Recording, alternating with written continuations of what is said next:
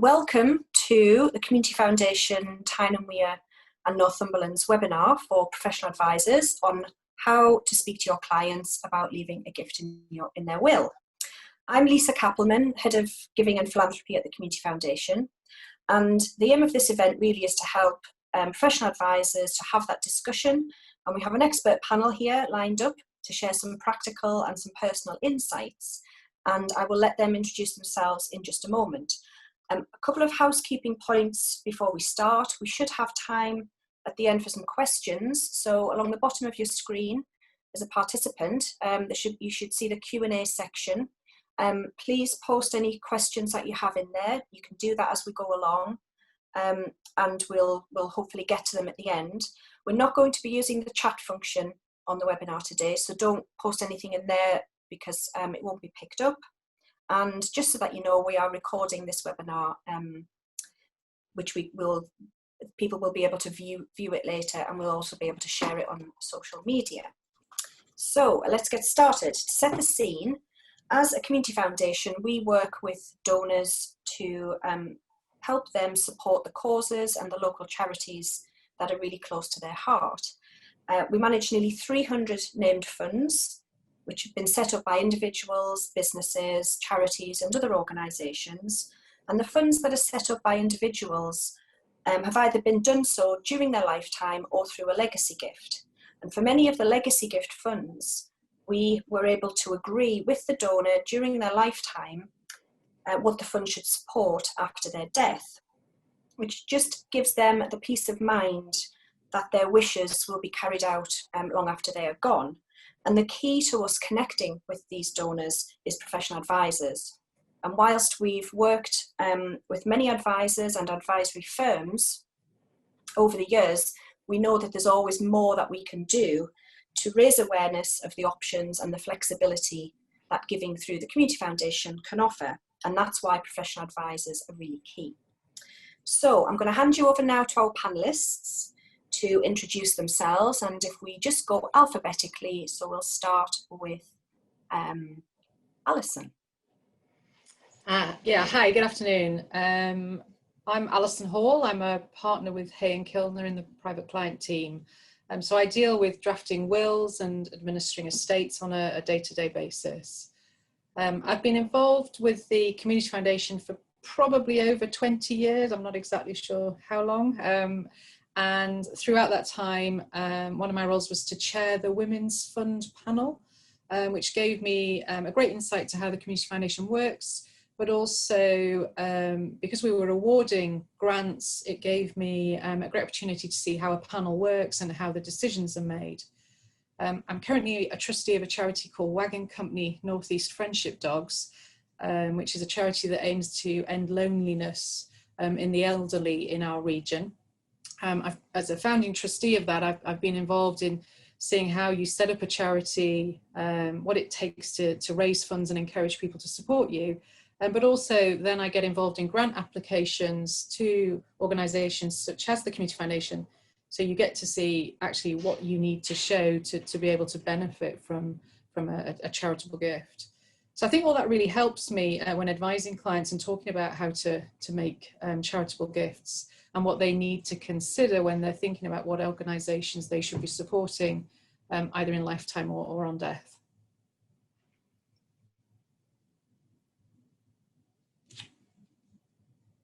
Andrew? Good afternoon, everyone. I'm Andrew Ayre, partner in Greaves up in Berwick-on-Tweed. I've spent most of the last 30 years as a partner advising small and medium-sized businesses and their family owners and high net worth individuals on a fairly holistic level about their tax and overall family affairs. And I've also spent time with my own institute chairing tax and technical committees, so I've had some interface with government on tax reform and policy in my career as well. Like Alison, I've been involved with the Community Foundation for most of my professional career on various different levels, and in the last few years I've been instrumental in setting up a local fund, the Northern Angel Fund, which has multiple donors to help support various ventures and causes up in the Berwick-on-Tweed area. Thank you, Andrew. Catherine? Hi everyone, I'm Catherine Grum. I'm a partner at BDO. although BDO is an accounting and tax advisory firm, my focus is actually on family governance, family dynamics, and really to help the families I work with engage and connect with their wealth in a way that gives them meaning and purpose. And talking about the sort of legacy they want to leave is a really important part of this. And I use legacy in the broader term, what they leave behind in terms of their family, the community, not necessarily just the financial amount of money they leave to any particular family. And I think I'm joining today because I think it's really important to help more professional advisors to be able to have these conversations with their clients. I'm a member of both STEP's Philanthropy Impact program, which puts on a series of presentations for professional advisors. And I think hopefully it'll be helpful for everyone to have more of these conversations, because it's critically important at the moment. Great, thanks Catherine. And finally, Chris. Good afternoon everybody, I'm Chris Black, a director at Brewin Dolphin, Wealth Management in Newcastle upon Tyne. I've been with Brewin now for the last 3.5 years, having previously spent 10 years with the HSBC advising high net worth clients on investments, pensions and inheritance tax planning. These days I specialise with 3 client types, so clients planning and selling their businesses, clients who have received substantial damages awards as a result of catastrophic injury and may be protected by the court, and those looking to develop and implement estate planning strategies.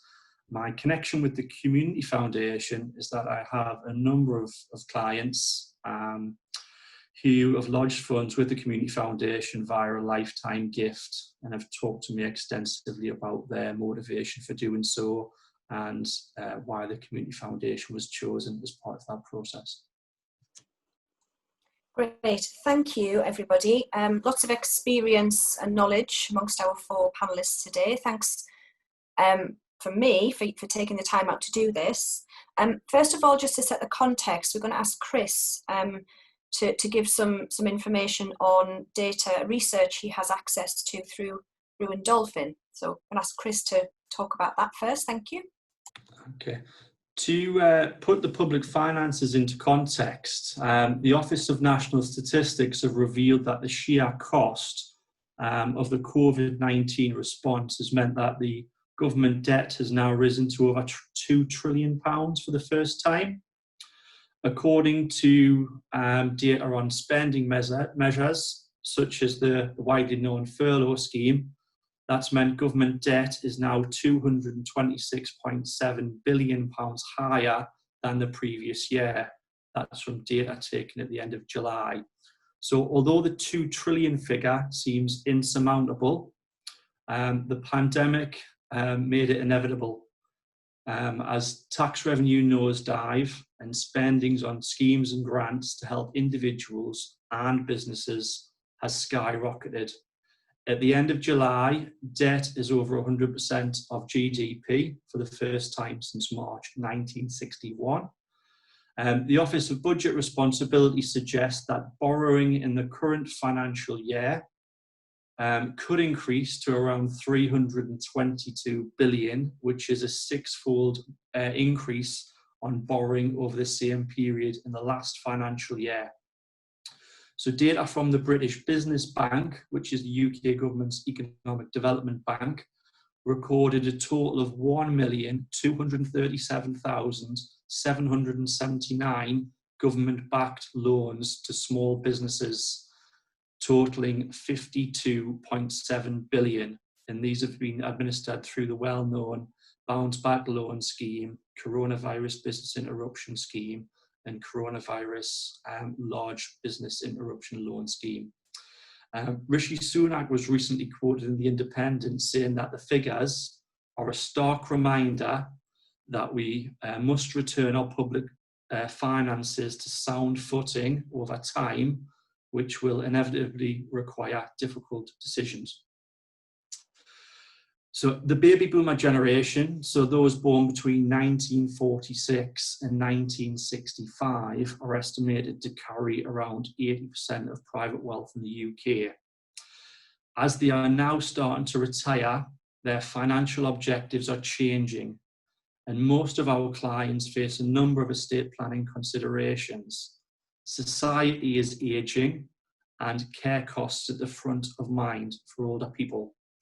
On the flip side of this, asset values are still increasing, and so is HMRC's projected inheritance tax take, which is predicted to be at around 6.3 billion by the end of the 23-24 tax year. Wow, okay. That's all lovely and gloomy. Thanks for that.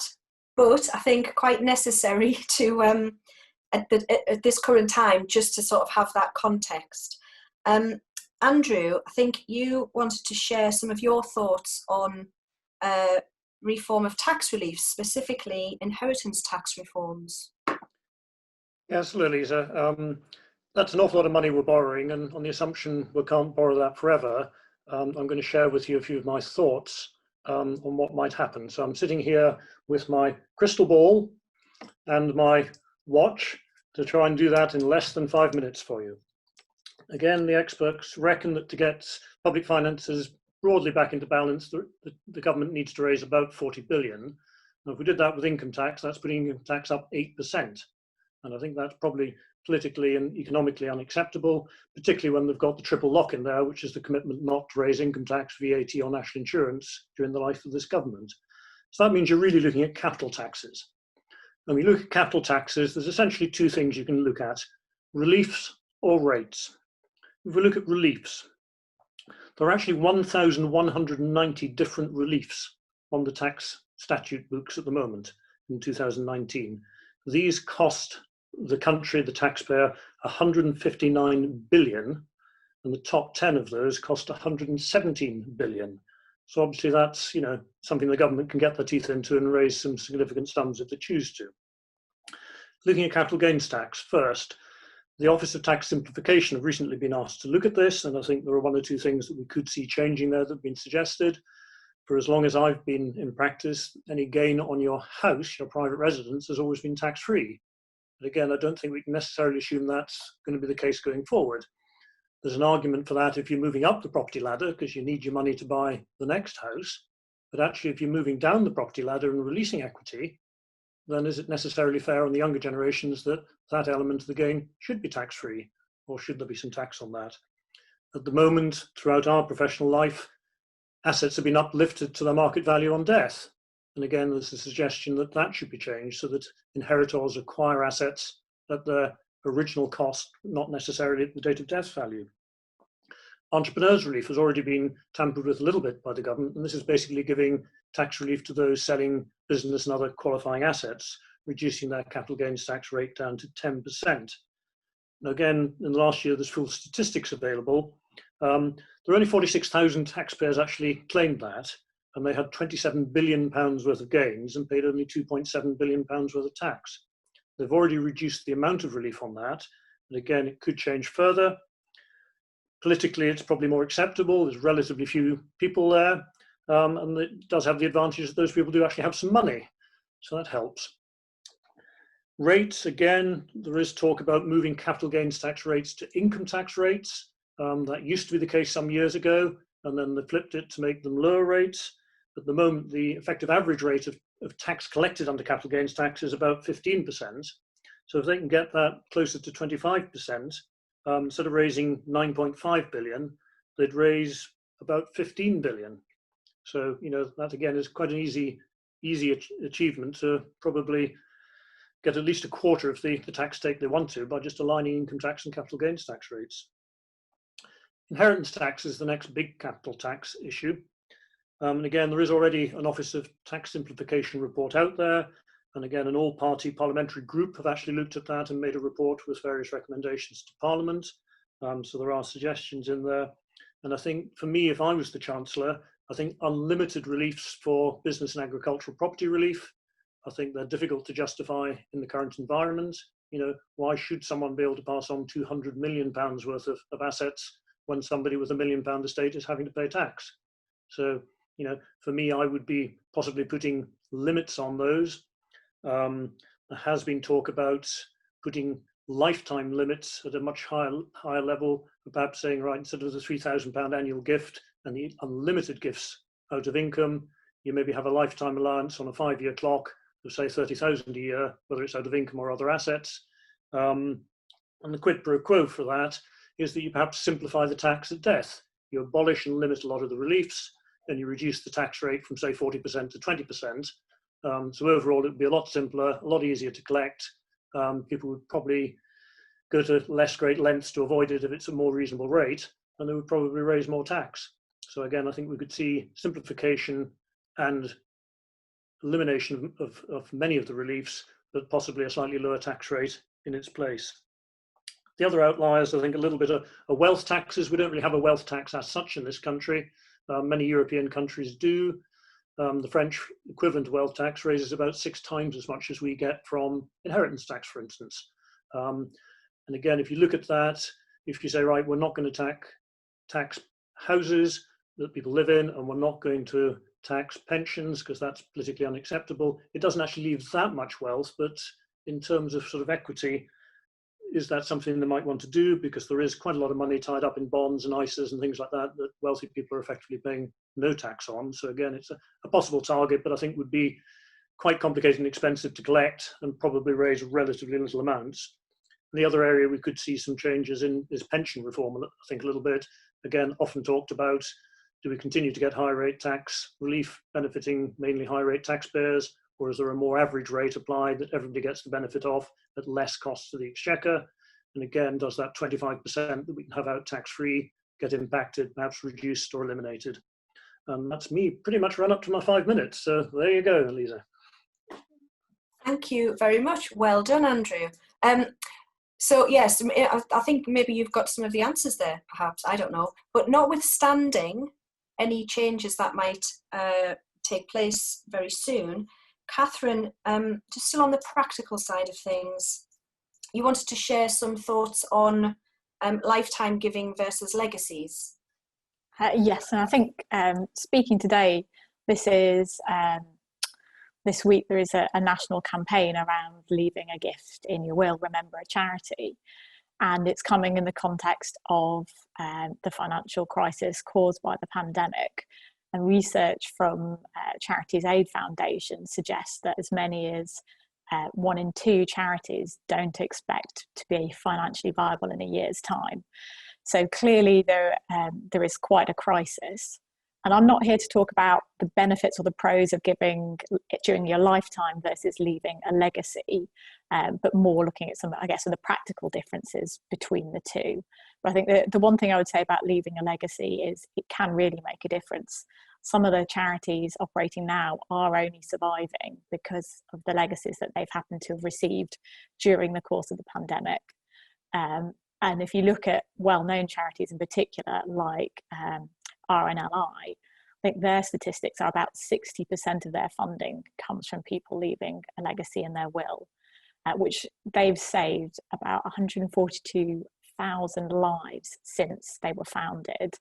And if you think 6 out of every 10 lifeboat launches are made possible because of legacies, hopefully that will focus people's minds a little bit on what we're going to say in the ensuing presentation. So in terms of the practical differences, there were 2 things I really thought were worth mentioning when you're looking at how, as your broader legacy that I was talking about in my introduction, how you're going to help make societal change if you are leaving a charitable legacy. And the first of those is during your lifetime, if you're giving to charity, often you can be quite reactive.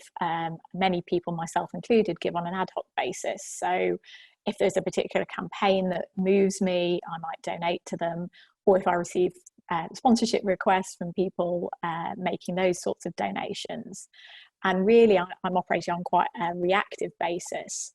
And even amongst my sort of wealthier clients who have maybe slightly more than me to give, often I've done an exercise of helping them look at the charitable giving that they've been doing, and it really has been very reactive. If you compare the sort of causes that they care deeply about and then you compare those to where their money has actually been going. There's often quite a mismatch.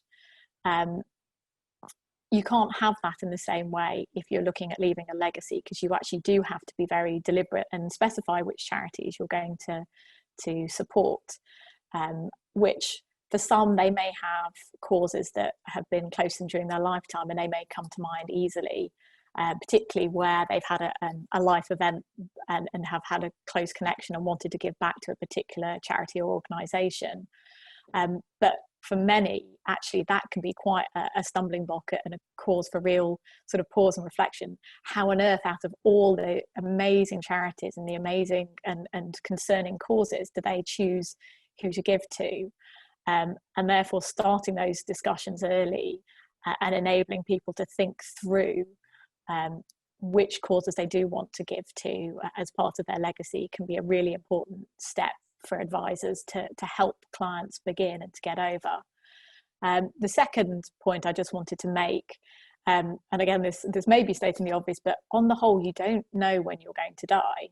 And therefore, when you're picking causes during your lifetime, particularly at the moment, again, the pandemic's a great example, you can think about causes that are immediately, desperately in need, where you can give and you can actually see and potentially follow the impact of the money that you're giving.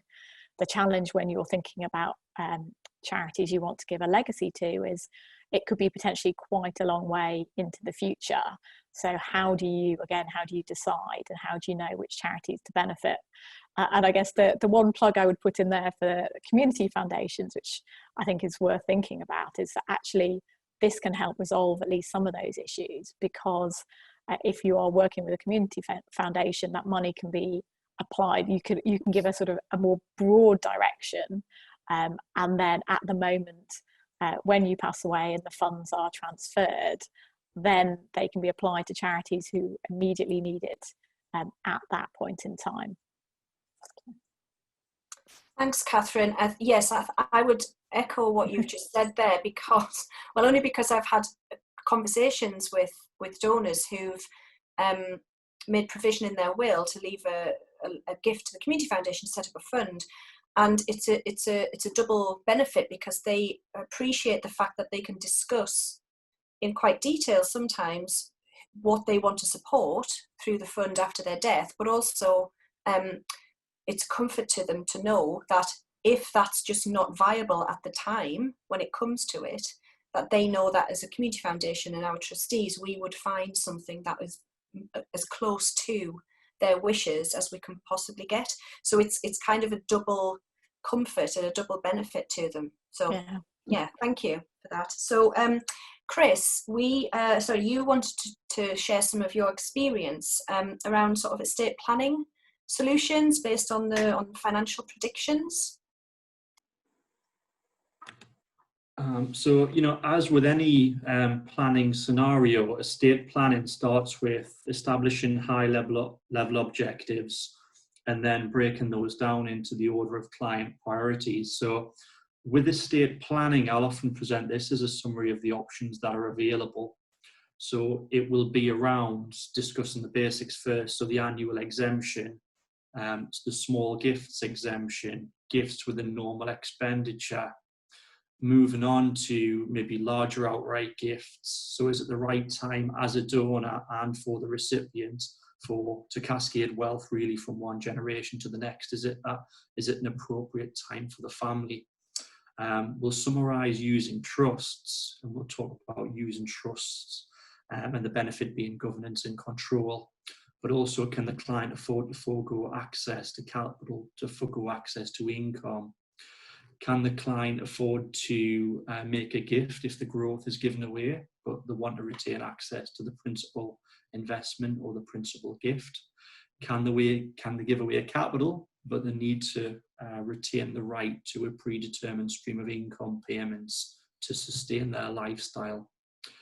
Is insurance appropriate, so a liability can be met, and that will allow the estate to pass intact? Are inheritance tax friendly investments appropriate? So here we're talking about schemes which attract business relief.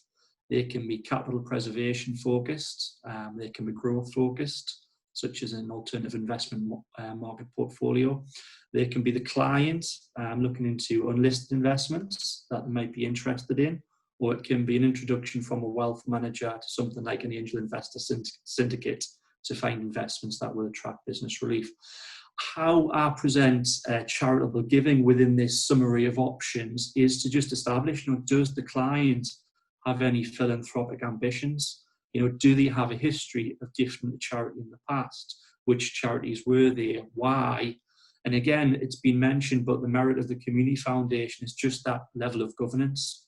You can make that decision, you can make that commitment, but actually the nitty-gritty decisions can be deferred to the later date, and appropriate decisions can be made at the right time.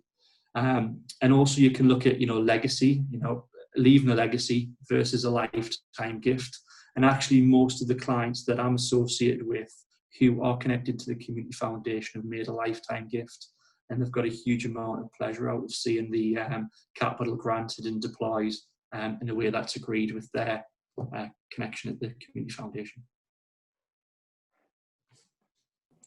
Great, thank you, Chris. Alison, I'm going to move to you next. You wanted to talk about the whole 10% of estate benefit and details on that. Yeah, so this in 5 minutes. Yeah, this is the techie bit, which I'll try and do in 5 minutes. When talking to clients about their wills, obviously gifting to charity is something we always talk about, and everybody says, well, it's free of inheritance tax, so that's great, so I'll make some gifts to charity. Just a couple of things to remember. It has to be an EU-based charity to qualify for charitable exemption. And it has to be a registered charity, which not all organisations that you might think are registered charities necessarily are, so it's always worth checking that. But also, there is now this new potential rate of 36% on the estate instead of the normal headline 40% rate if you give 10% to charity. Sounds really simple, but you'll see in a minute that it's not quite as straightforward. And Andrew mentioned the Office of Tax Simplification earlier. You can guarantee when they change tax, it's never simplified. And I'll come on to that. But just before that, there's different types of gifts you can make in a will. And again, people should remember they can make a specific gift to charity. So they can leave an item, a property, a share portfolio. Doesn't have to be a sum of money. Can be a sum of money, a pecuniary legacy, or it could be a share of residue, so whatever is left over. Legacies get paid first, so they take priority. So if somebody is thinking of giving money to charity, or indeed to anybody, they need to think about, well, that will be paid first out of the estate before the residue is split. And also think about whether those gifts themselves are going to be free of tax or subject to tax. If you were to leave, say, £100,000 to charity and the residue to children, that's fine. The gift to charity is free of tax. But if you turned it round and this time said, well, I'll leave £500,000 to my children and I'll leave what's left to charity because I want the kids to get paid first, do the kids get their gift free or subject to tax? Because the charity can't pay tax. So if you want the children to get £500,000 after tax, we need to gross the gift up, so they'll get more than 500,000 because they get £500,000 plus the tax that's being paid. So it's something that always have to think about and talk to clients about is where is the tax going to be paid from? It's similar if you split the residue. So you often see people say, well, I'll give X% to my children and I'll give Y% to charity. Again, are those shares split before or after tax? Because if it's not covered off, you get into some nasty case law about where should the tax be paid, and do the charities get a grossed up share so that they're not bearing tax, so it's equal after tax or equal before tax. It gets messy, so it's something that has to be discussed. But this 36% rate, so I leave 10% of my estate to charity, great, the estate bears tax at 36% instead of 40%. But there are components to an estate that have to be considered. Lisa, you've got to cut me off when I go over my 5 minutes, okay? So three main components. You've got what's called the survivorship component, which is assets held as joint tenants that automatically pass to the survivor. You've got the settled component, assets held in certain types of trust, what we would think of as a life interest trust usually. And you've got the general component, which is your free estate. You can leave that by will or intestacy. Each component has to have a gift of 10% to charity for that component to get the 36% rate. Still with me so far? I'll give you an example, see if this helps. We've got an unmarried lady. She's got an estate of 760,000, of which she's got a house that's 560,000 and a business interest of 200,000. And she's going to leave it all to her sister. She's got a lifetime gift that's come into the equation because it was made in the last 7 years of 60,000. So if you've got a pen and paper, her total estate is 760. You take off the business relief that would apply to the business gift, because we're getting BPR there, subject to Andrew's predictions with his crystal ball. We take off our nil rate band of 325, but we've got to add in the lifetime gift. So that gives us a taxable estate of £295,000. And at 40%, that would be £118,000 of tax. Okay? She's left nothing to charity so far, but her sister says, no, let's give some to charity because we'll get a reduced rate of tax. The baseline for the 10% of charitable giving is £29,500 because we had a taxable estate of £295,000, because it's what's taxable after you've taken off the reliefs. So we took off the BPR, we took off the nil rate band, we were left with 295. So let's make a gift of £29,500 to charity. That reduces our rate to £36,000, and 29,500 goes to the charity. The tax becomes £95,580. You're just going to have to trust me on this. What it's actually cost the estate is £7,080 to make the gift to charity. So the sister's going to get a little bit less, taxman gets less, charity gets the gift, but the cost to the sister was £7,000. If you've got different components and they all want to get the same 36% rate, you have to make an election to merge them. And each component, the relevant person has to elect. So that could be the surviving spouse if it's jointly owned, it could be the trustees of a settled estate, it'll be the executors of the free estate. They all make the election within 2 years of death, they'll all get the 36% rate. But, and this is the sting, if they elect to merge, it's 10% of the merged amount. So the gift to charity is going to be bigger for them all to get the tax benefit. Last thing I'll mention is the residence nil rate band, because when the tax changes, you know something always gets missed out. When they allocated the reliefs that you deduct when calculating the taxable estate, the residence nil rate band does not get taken into account. I've lost you completely, but it means where I said I take off BPR and the nil rate band, you don't take off the residence nil rate band at that point, which is bizarre. Whether it got overlooked, missed out, who knows. But the thing with the residence nil rate band that we've always got to remember is if the residence falls into residue, then you will not get the full residence nil rate band if some of that residue is left to charity, because you have to leave the residence to the descendants. So if residue consists of the house and the family want to leave X% to charity, or the testator did, they're losing X% of the residence nil rate band. So it's better to have a specific gift of the residence to the family and then leave the residue to the charity and split it between the beneficiaries. How am I for time? Great, and I think that just really explains why you need an excellent professional advisor on your side to sort out all your affairs. Excellent, thank you for that, Alison. I would just say to people who are attending the webinar, if you have any questions, please do post them up on the Q&A section as we go through. I can't believe there's no questions come so far from everything that we've heard. So don't be shy, pop your questions on there. Thank you all for that, really, really great. We're going to move on to sort of the personal side now. So we've had a lot of technical information, but as we all know, the professional advisor role really is both the technical and the personal, and looking after clients as people. So if we go to Catherine first, as a family advisor specialist, how do you go about that whole conversation of giving with your clients? Thanks, Lisa. So as I alluded to earlier, actually having that conversation and having it early on is really important, because there may be some actual or perceived barriers with your clients to enable them to give the legacies that they want to. So starting them early to help them unblock those is really critical.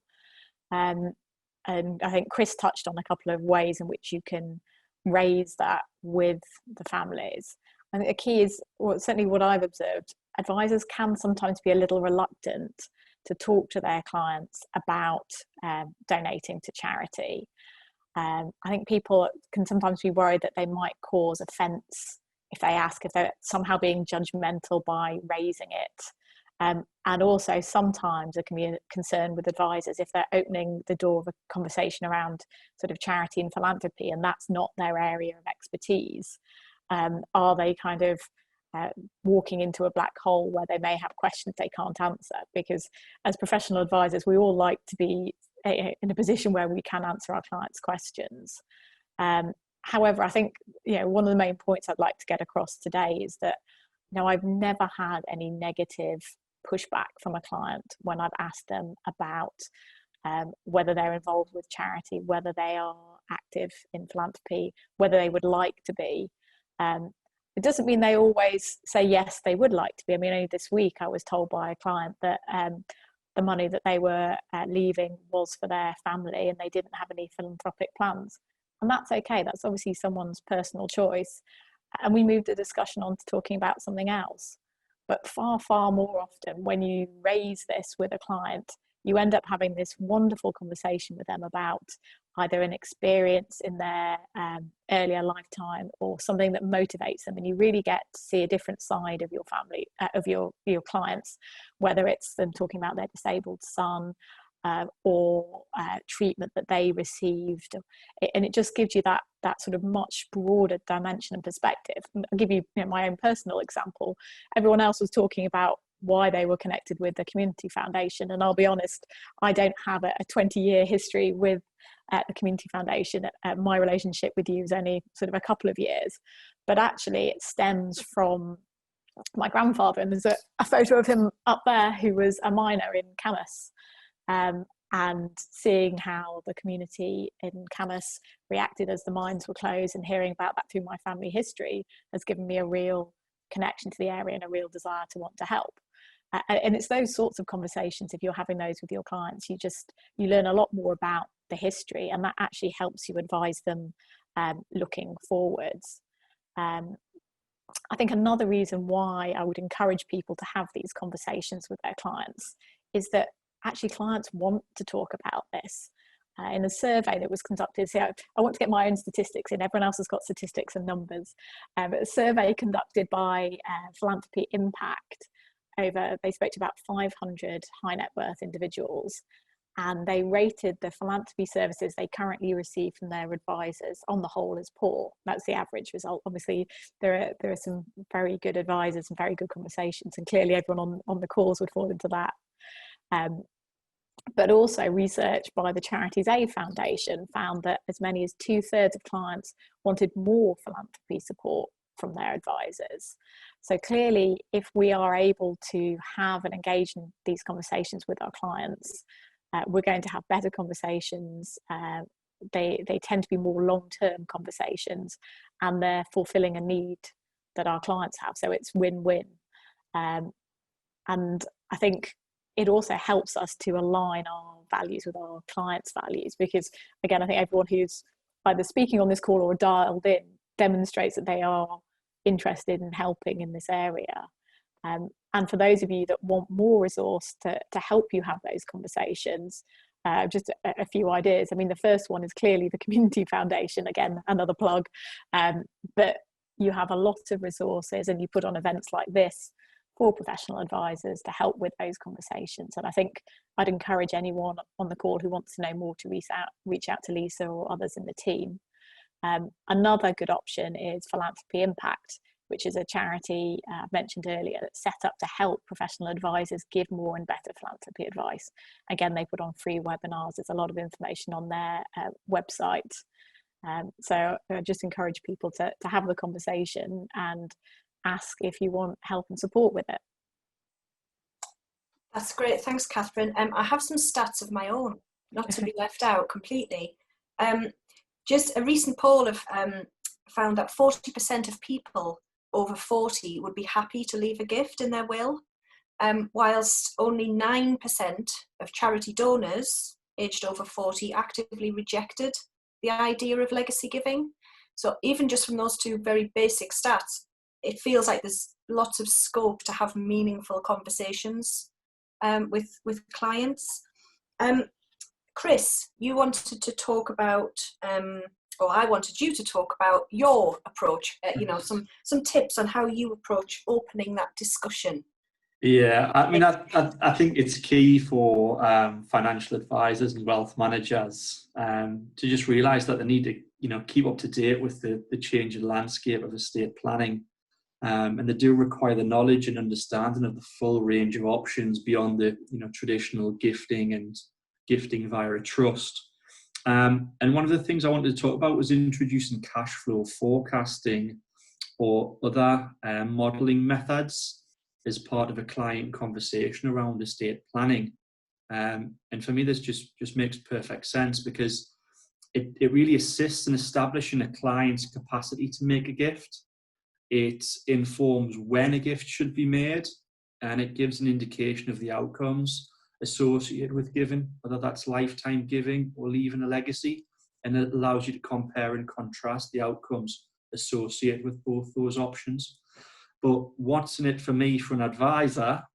So I think when you provide guidance on charitable giving, after a client's opened up about their aspirations, whether that be given back to the community or society at large, given back to your community in the context of the community foundation, that generally enhances the advisor-client relationship. It really does.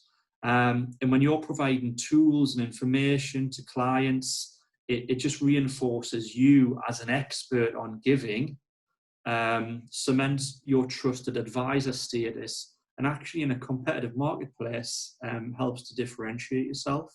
So for those guys on the phone who in the wealth management financial advisory space who maybe don't place enough emphasis on philanthropic ambition among their client conversations, I would just encourage everybody to begin a journey towards more comprehensive discussions. Great, thank you. I know I always try and say to professional advisors who I speak to, you don't have to be an expert. What we want is for you to just be opening those conversations up with your clients, and then if it goes anywhere and you need more help and advice and it's appropriate, come to us, come to me. Very happy to then go into more of the detail. So it is just getting over that first scary step, isn't it, of asking a question, opening up a conversation, and then going, oh, if this goes anywhere, I don't know what else to say. It's fine. You just say, I know somebody who you can talk to, and very happy for people to come to us. So Andrew, you mentioned when we were having this chat something about a warm hand.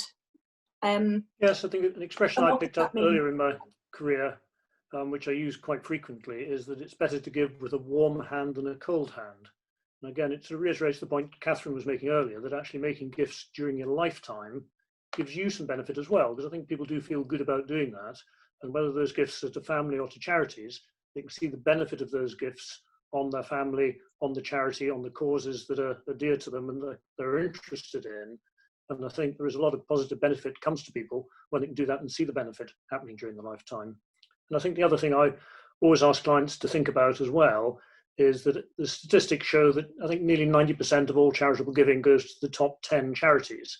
But many small local charities really struggle, and regular gifts or unsolicited gifts or the odd windfall from a will can make a real big difference to them in terms of, the survival at present and what they can do. And I think the well-being of the trustees that run these organisations. And again, a lot of clients are very willing to take that on board. We actually worked with the Community Foundation to produce a list of all the registered charities in our area so that there was more awareness of what was available. And obviously, for those that don't want to pick and choose between them or have more money, the obvious choice is to go to the community foundation to run a fund and help make those decisions and vet out the better applications in the focus areas that people are interested in, whether it's youth or music or a geographic interest in supporting things. And that again is a conversation that I think many clients are very interested in. We've had two quite high net worth individuals up in this area who've done this in a fairly generous way. One who did lifetime giving on a regular basis to help endow a local fund. And during her lifetime, the strategy of that anonymised fund was that half of the capital was reinvested to build a long-term legacy fund, and half of the gifts were actually spent as she went. She's now died and left a further legacy in her will, together with other people who've donated. And we've now got a 500,000 plus fund in the Berwick area to support local causes, and that's having some really worthwhile impact.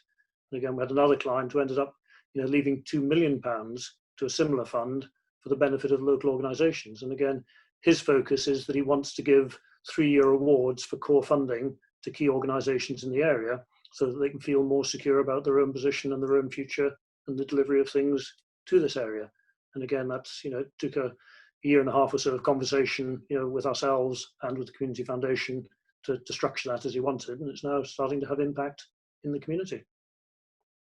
Yeah, great. And they are two fantastic examples of legacy gifts coming to the community foundation and setting up funds that can then in perpetuity carry on benefiting those very specific areas that the donor wished in the first place. And so last but not least, Alison, you were going to talk about some options that are available after death that could achieve tax benefits and help charities. Yeah, I'll do some numbers again in a minute, but before I come on to that, I think, obviously I'm talking to clients every day about their wills, and you're right, I do see a real swathe of people who do want to leave to charity, but you hear an awful lot of the time, it'll get wasted on salaries, it'll get wasted on running costs, and that concerns them. Or they want it to be used locally, or they might not know exactly what they want it to be used for, and that's why I find a lot of clients are really interested to hear about the community foundation. And as an advisor, it's really helpful to know how the community foundation operates, because I can explain that a bit more to them. But I think also for anyone who's joined us today, if you don't know about the community foundation, find out obviously a bit more about it, but also Lisa and her team are really keen to get involved and talk to people, and always willing to meet with potential donors with no pressure, just to sort of explain how it works. And recently I've had clients, Lisa, you've met them, they've wanted to set up a fund in lifetime that they then want to top up through their wills at a later date. But what they really like is knowing during their lifetime they've got the ability to talk to you, talk to your colleagues, set down how it will work, and they've got that input into the parameters that fund will have, which I think people really welcome that opportunity. So I've said we talk about it during wills planning, but it's also something we always should raise with people when there's been a death and with the beneficiaries of the estate, because if there is tax to pay at the 40% rate, those beneficiaries might want to redirect some of the estate to capture the 36% rate. And we can still use deeds of variation at the moment, subject to the Office of Tax Simplification saying that they're a no-no. It's got to be done within the 2 years. But if the original will didn't meet that 10% baseline gift to charity, there's an opportunity to perhaps increase that slightly and get that lower rate. So here's another example for you. So pen and paper at the ready. Estate of 1.4 million this time, all general component, no lifetime gifts, so don't worry about those complications. But let's say this lady decided to leave 550,000 to her husband. She left a £35,000 gift to charity, and she leaves everything else to her daughter. So the inheritance tax at the moment is 1.4 million, take off spouse exemption of 550, take off the nil rate band of 325, and take off the charitable exemption of 35,000. So we've got 490,000 at 40%, £196,000 of tax to pay. Okay, we all get that. Our baseline is 525,000. So our legacy wasn't enough because it was 35. It didn't meet the 10% baseline. So the daughter says, all right, well, I'll give 53,000 to charity. We'll increase that from my share of the estate. So the charity's going to get more. We've now got the 10% going to charity, slightly more than 10%. So the estate gets the 36% rate of tax. The tax is now £169,920. Okay, so we had 525,000 of chargeable estate, take off the 53,000 going to charity. That's now at 36% instead of the 40% before. So if I do a comparison, the end result, husband still gets 550,000, his doesn't change. Charity gets 53,000 instead of 35,000, so it's getting 18k more. The revenue, boo, they get 169,920 instead of the 196 they were getting, so they're 26,000 and a bit worse off. The daughter ends up with £627,080 instead of £619,000, so she's better off. Ironically, she gets more by giving more to charity. Now, you'll have to run the numbers yourself if you don't trust me, but it's always worth having this conversation with the client, because as long as the original will gave 4% of the taxable estate to charity, somewhere between 4 and 10, by increasing it to 10, the residuary beneficiaries will always be better off. Okay? If you've got less than 4, they're not going to be. So if they're starting from nothing, they will be slightly worse off, but they'll have given more to charity and less to the taxman. So the magic number is 4%. Anything between 4 and 10, we increase it, and the residuary beneficiaries will be better off. Wills can be drafted to include a formula. So we work out what's the formula of giving to charity to try and get that 10% rate. But actually, in my experience, it's not tax that drives people to give to charity. It is a bonus, it's an added benefit, but it's more about either benefiting a cause like everybody's talked about, something they're keen, they're passionate about. And I agree with something that both Catherine and Chris said. You get to know your client a lot better if you're having those much more personal conversations. It forges the relationship much better because you're interested in them and you're not just an advisor. You're really interested in them personally and finding out what makes them tick. So I think that's a real benefit for us as advisors. But what clients like is a legacy, and using the word as Catherine used it earlier, it's leaving a legacy behind them, not a cash legacy, but you know, they are making a difference, and perhaps that's why they want to set up their own fund, or it might just be that they want to give to another charity, but that they're giving sufficient that it's going to make a real difference to that charity. And I think that's the main motivator why I still see people giving to charity.